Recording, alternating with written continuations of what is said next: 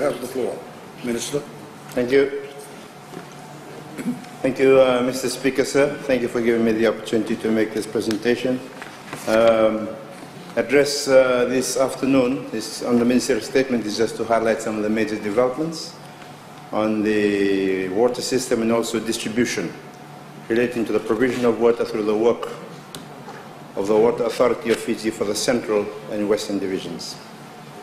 Mr. Speaker, sir, the Water Authority of Fiji is responsible for the provision of efficient and effective water and wastewater services in an environmentally sound and sustainable manner.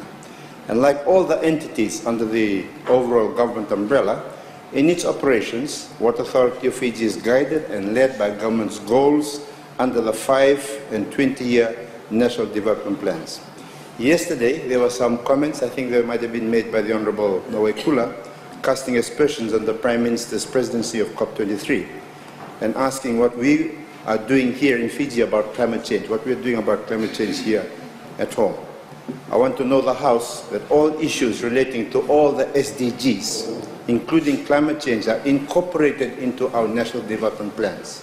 So as we address the issues in our national development plans, we are addressing those very same issues.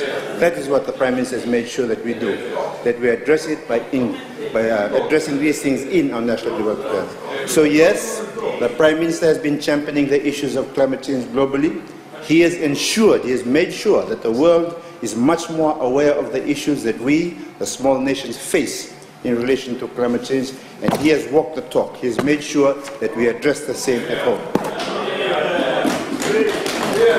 The goals that I'd like to talk about in terms of water, the goals that we have are for two things. Basically, for the provision of safe and clean water in adequate quantities and to make sure that we have accessible and adequate sanitation for all Fijians. Goal 6 of the SDG, set by the United Nations is about ensuring availability and sustainable management of water and sanitation for all. The World Bank estimates that achieving this target will cost approximately US $114 billion a year between now and 2030. Currently in Fiji, accessibility of our population to proper water supply is as follows. For urban areas, it was 84%.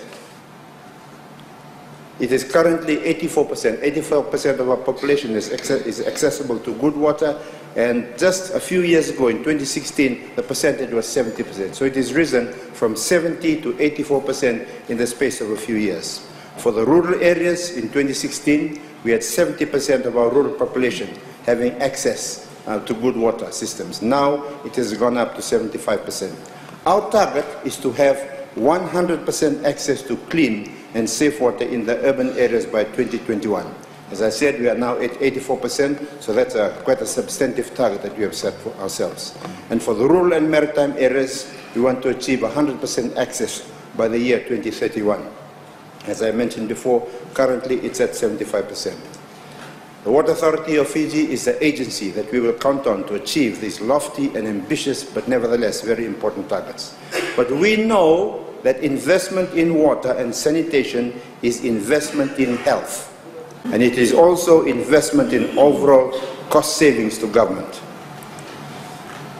According to the World Health Organization, for every $1 that we spend in safe drinking water and sanitation, the World Health Organization estimates that the return is $3 to $34 in the form of reduced healthcare costs for individuals and societies around the world, where basically about 2.5 billion still lack access to basic water and sanitation services.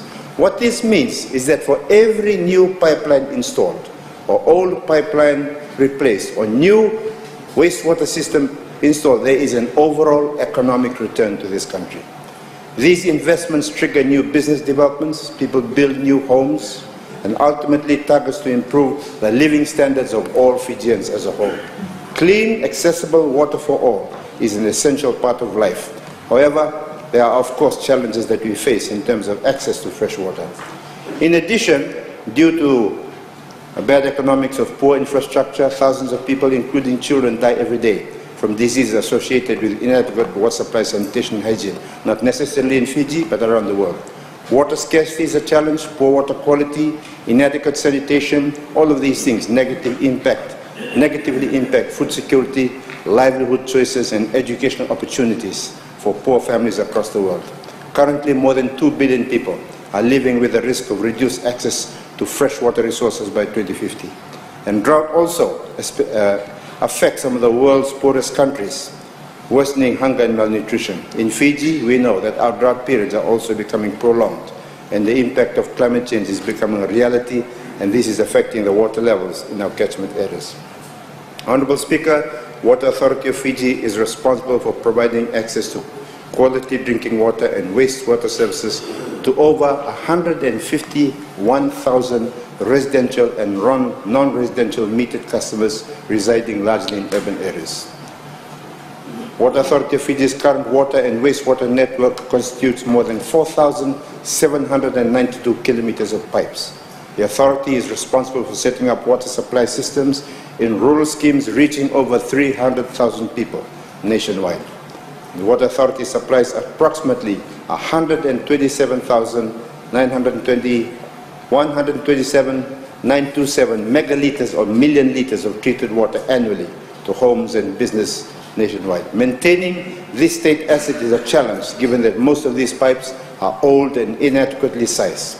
Continuous maintenance of these assets is not economically viable compared to the capital costs of replacement. To address this, Water Authority of Fiji has been allocated a total budget of 51.7 million, or approximately 21% of its total budget towards the water distribution system project. This will include upgrading works to improve the level of the level of service to consumers in terms of reliability, quality and quantity. The water demand in the central and western region, where rapid development is expected, is rapidly increasing, and the expansion of water supply facilities is an important and urgent issue to assess this development. From the budget that I've mentioned, 8.8 million is earmarked for water supply hydraulic pipeline improvement programs in the Central Division and also in the Western Division. This program is to replace and increase the capacity of old, undersized and faulty water pipes. This will also cater for the increasing demand from the growing population. Based on a recent 2017 population and housing census by the Bureau of Stats, the province of Ba, which includes Nandi, Lautoka and Tahua, has had a significant increase in the proportion of its urban population by 14.6%. By the same token, in the Central Division, Naitasiri, population increased by 10.1%, Rewa 5.3%, and Tailevo 14%. So these population increases indicate the demand for water supply in these regions. These projects are scheduled to be completed between April and July of this year, benefiting around 11,500 people in the Central and 11,500 people in both the Central and Western Division.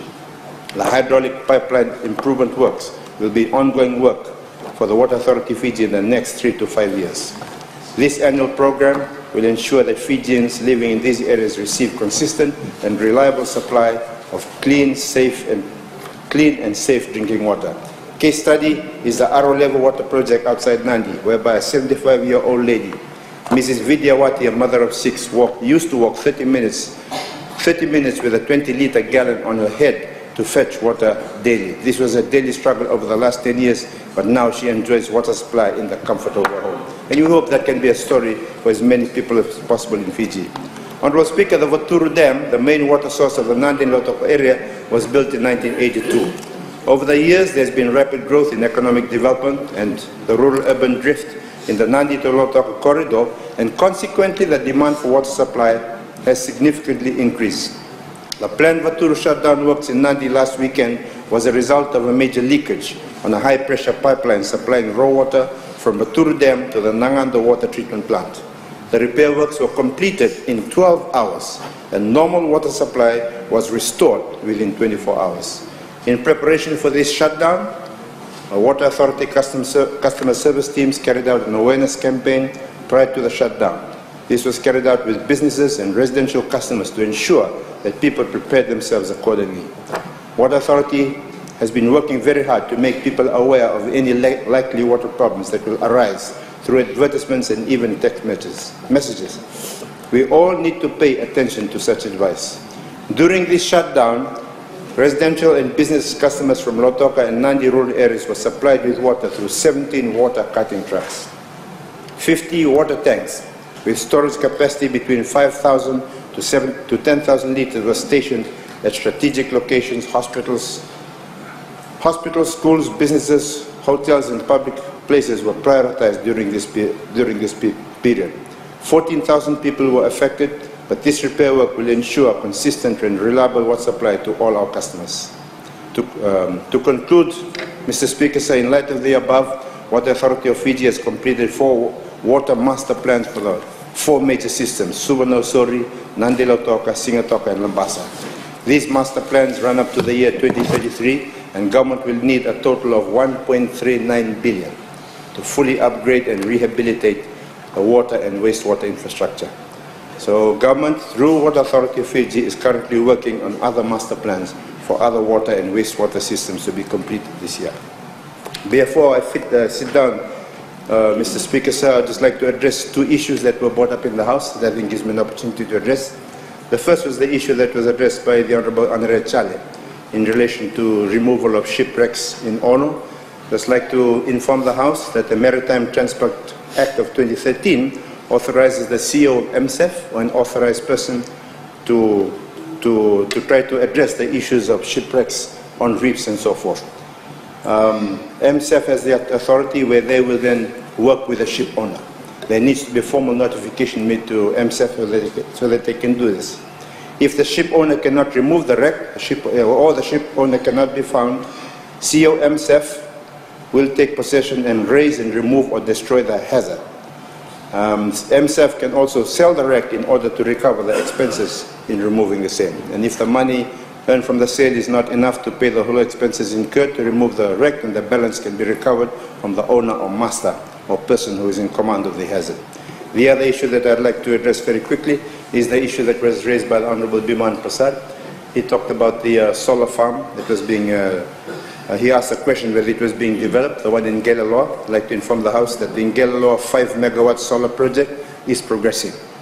The project is a joint venture between EFL and Sunergize, and their joint venture company, VT Renewables Limited, is developing this 5 megawatt solar power plant at Gelaloa in Nandi. The subleasing of the land is underway, and the project is now in progress. Total cost of the project will be around 12 million, which is about funded 80% through debt and 20% equity. And as I mentioned, the project is well underway. Thank you, Mr. Speaker, sir.